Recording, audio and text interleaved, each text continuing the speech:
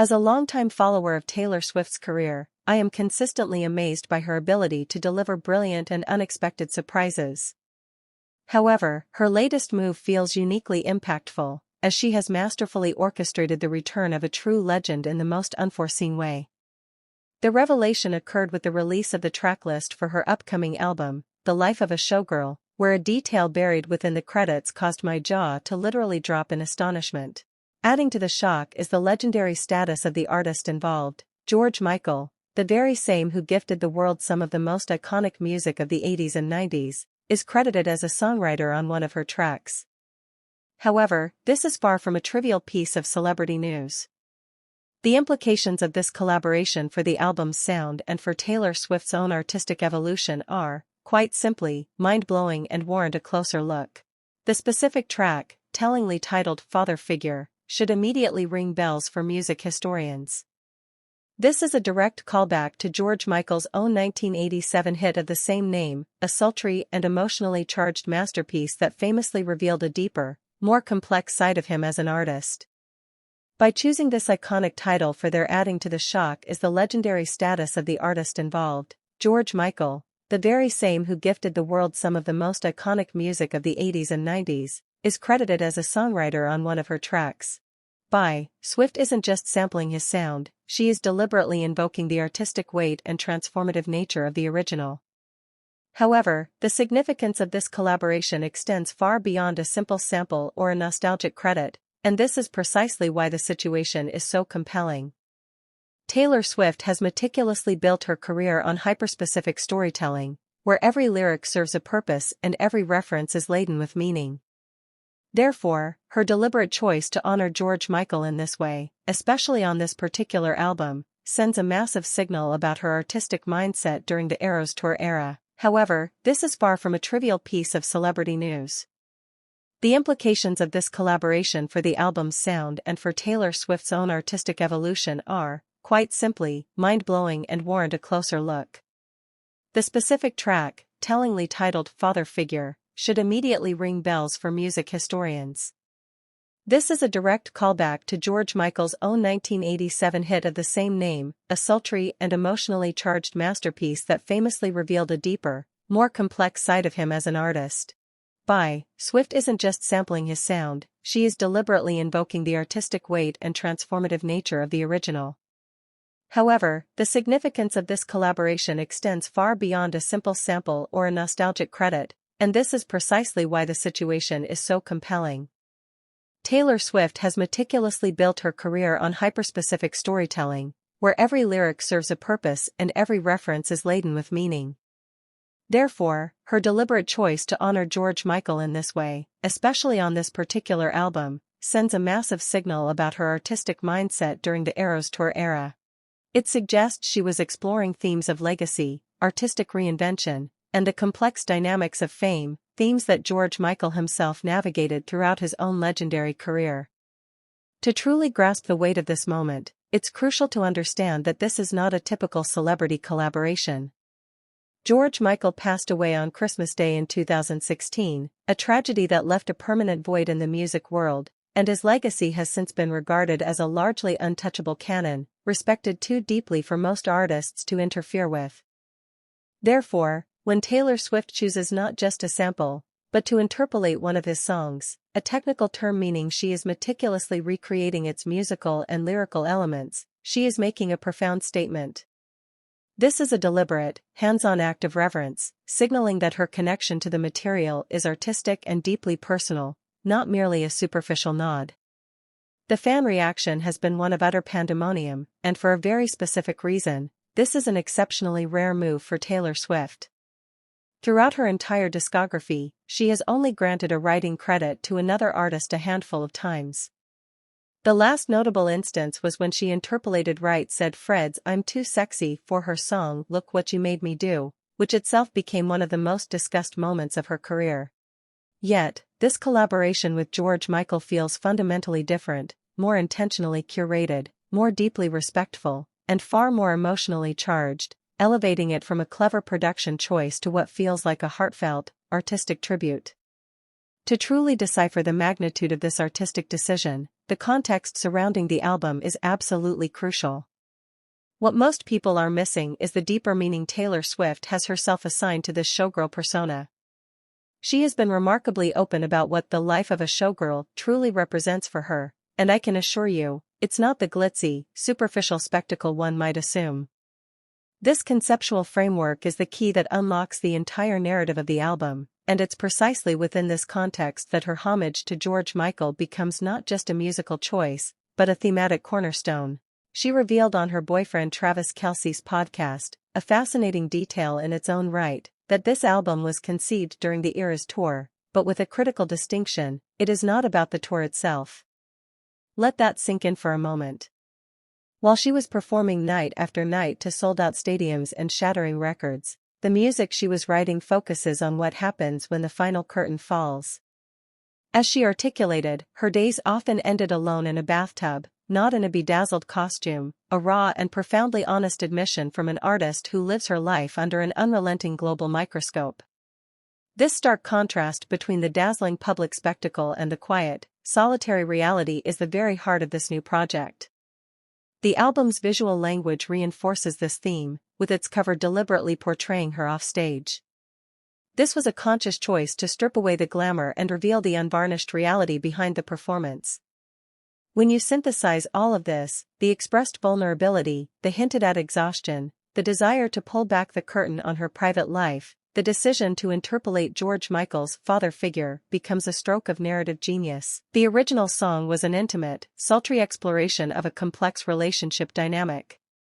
By invoking it, Swift is masterfully drawing a parallel, using its inherent emotional weight to underscore her own theme, an exploration of the intense, complicated, and often lonely relationship she has with her own fame and with the audiences who project their own narratives onto her. But the connection runs even deeper, adding a fascinating and profound layer to her artistic statement. George Michael's father figure is not merely a random 80s hit, it is a complex narrative about seeking comfort, about the desire to find someone to guide and care for you in a moment of vulnerability. It explores themes of emotional need, surrender, and intricate power dynamics within a relationship. By choosing this specific song, Swift is not just referencing a sound, she is tapping into its entire thematic essence. This directly mirrors the showgirl narrative she is building. The global superstar, in her private moments of exhaustion, is expressing that same profound human need for solace, stability, and a sanctuary away from the relentless glare of the spotlight. The lyrics of the original father figure, which delve into themes of dependency and a deep-seated desire for protection, now snap into sharp focus. When you consider Taylor's mental state during the Eras tour, a marathon endeavor that forced her to publicly relive every heartbreak and triumph of her entire career each night, all while navigating the intense scrutiny of a new, very public relationship with Travis Kelce, the thematic resonance is undeniable. The album, as she described, is about the exhaustion behind the spectacle. In this context, her interpolation of George Michael's song becomes a sophisticated and heartbreaking confession.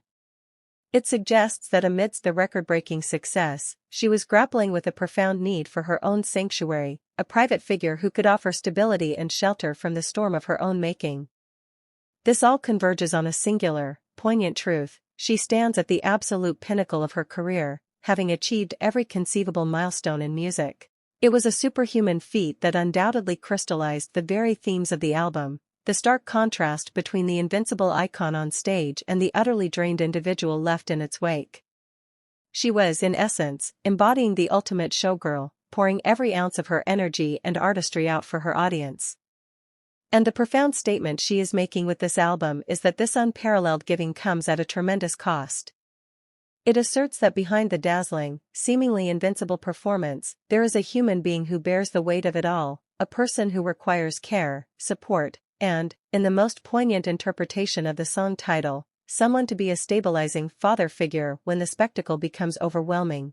This transforms the album from a simple collection of songs into a raw testimony on the price of fame and a universal plea for the humanity that exists behind every public persona. Yet, the most mind-blowing layer of this entire narrative is one that has been largely overlooked. George Michael himself was an artist who profoundly struggled with the burdens of fame. He was deeply conflicted by the public eye and the immense pressure of constant performance, famously waging a legal battle to break free from his record contract in the 1990s because he felt artistically stifled and exploited by the music industry. This shared experience is the masterstroke of Taylor's interpolation. By invoking father figure, she is not just using a song, she is forging a profound kinship with George Michael himself. She is aligning her own showgirl exhaustion with his legendary struggle, suggesting that across generations, the very nature of massive fame imposes a universal and isolating toll, creating a silent understanding between two icons who have both stood on the pinnacle and felt its vertigo. This connection makes his inclusion profoundly resonant. George Michael navigated intense personal struggles, media intrusion, and the crushing weight of expectations, making him, in many ways, the archetypal artist to grapple with the dark side of the showgirl life decades before Taylor gave it a name. By crediting him on this album and specifically choosing his song about vulnerability and need, Taylor is constructing a poignant bridge between their experiences. It is a silent, powerful acknowledgement, as if she is saying to his legacy, "I see what you went through, and I am living a version of it now." This elevates her interpolation from a mere tribute to a profound act of artistic solidarity, uniting two superstars across time through their shared understanding of fame's isolating burdens and the universal human need for shelter from the storm they themselves created. This act of understanding and honoring his struggle transforms the gesture from a simple musical choice into a powerful statement on the universal cost of fame. Furthermore, the rarity of this move for Taylor underscores its significance from an industry perspective. Interpolation is not just an artistic nod, it is a formal, financial agreement that grants the original songwriter a percentage of the new song's royalties. For an artist of Taylor Swift's stature, with her proven commercial dominance, this is a substantial and deliberate financial decision. By willingly sharing the royalties for father figure, she is putting her money where her message is, materially investing in her tribute to George Michael and cementing it as one of the most meaningful and respectful collaborations in modern pop history. By legally and financially binding her work to his through interpolation, she is making an undeniable declaration that her art is built upon the foundation he laid. Taylor Swift, a master songwriter, could have easily penned a song about vulnerability and exhaustion with entirely original melodies and avoided any legal entanglements. The fact that she deliberately chose this path, to explicitly credit him and forge an unbreakable, public connection, elevates this beyond a mere artistic choice. It is a profound and respectful tribute. It is her way of stating, unequivocally, "This artist mattered to me. His work is integral to my story, and I am ensuring his legacy is recognized and awarded within my own." In doing so, she honors not just a song, but the man and the shared struggle behind it. In a music industry where legal battles over credits and royalties are commonplace, and artists often maneuver to retain full ownership and control, Taylor's conscious decision to share the spotlight, and the royalties, posthumously with George Michael demonstrates a remarkable level of respect and artistic integrity. This gesture transcends the typical boundaries of a collaboration. It is a conscious act of legacy building, not for herself, but for him. By stating, "This song meant something, and I want to honor that," she is using her immense platform and commercial power not just to elevate her own art, but to reaffirm the enduring cultural and emotional value of his. The timing of this album, and by extension this tribute, is profoundly significant. The Eras Tour was far more than a concert series, it was a global cultural phenomenon that dominated the world for over a year.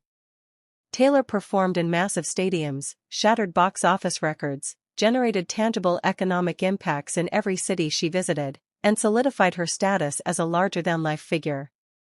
It was from the very peak of this unprecedented success, a period where she was arguably the most visible musician on the planet, that she created an album about the solitude behind the spectacle. This context makes her homage to George Michael not just personal, but poetic.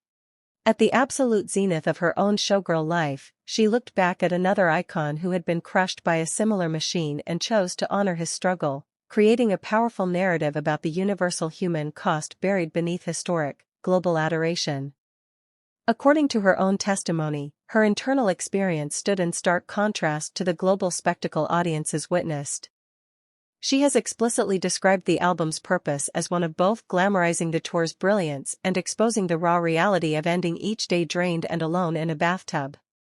This deliberate juxtaposition of the invincible public persona against the vulnerable private reality is not just the core of her own project, it is the very thematic territory that George Michael's music so often explored. In drawing this parallel through father figure, Swift is ultimately asserting a shared artistic mission. Both she and Michael have used their craft to dissect the painful, and often invisible, dichotomy between the performer the world demands and the person who remains when the performance is over. He possessed an electric stage presence and undeniable charisma, yet his songwriting consistently delved into themes of loneliness, the quest for authenticity, and the chasm between public perception and private reality. Therefore, Taylor Swift's interpolation of father figure transcends mere musical influence. It is a powerful acknowledgement of a shared experience across generations of performers. She is identifying a direct lineage in the artistic struggle they both chronicle. This connection is about to reframe the entire situation, as it reveals that her tribute is not just to a song, but to the enduring, often painful, human condition that lies at the heart of a life lived in the spotlight. I believe this duality is the true heart of Taylor's project. The main album cover deliberately portrays her offstage to emphasize that the most important, authentic experiences occur away from the spectacle. However, as she clarified, her goal is also to glamorize the entire spectrum of the tour's feeling. This means the album is not a simple exposé of exhaustion, it is a complex, artistic reframing of the entire Showgirl ecosystem. She is finding the beauty, the drama, and the profound meaning not just in the roar of the crowd, but also in the sacred quiet of the empty bathtub. She is glamorizing the truth in its entirety, transforming both the dazzling performance and the vulnerable aftermath into parts of a grand, cinematic narrative. She is also showcasing the profound beauty, the deep meaning, and the undeniable purpose that compels her to continue despite the personal cost. This ability to hold both the burden and the beauty in a single frame represents a remarkably mature artistic perspective, one that can only be forged through years of lived experience at the pinnacle of fame. George Michael, in his later career, arrived at a similarly nuanced understanding, creating work that acknowledged both the splendor and the prison of his celebrity. In this way, Taylor's interpolation does more than connect their struggles, it aligns their hard-won wisdom, suggesting that this complex, bittersweet appreciation for the showgirl life is the ultimate testament to an artist who has truly seen it all and chosen to keep creating. By consciously connecting her work to his, Taylor Swift is positioning herself within a lineage of artists who possess a deep, self-aware understanding of fame's complex machinery.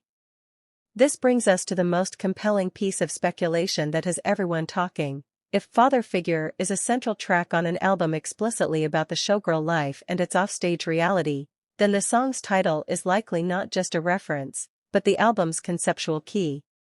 It powerfully suggests that the central theme of this project is the search for stability, guidance, and emotional shelter, a father figure, in the midst of a chaotic, self-created universe where she is, for everyone else, the one in charge.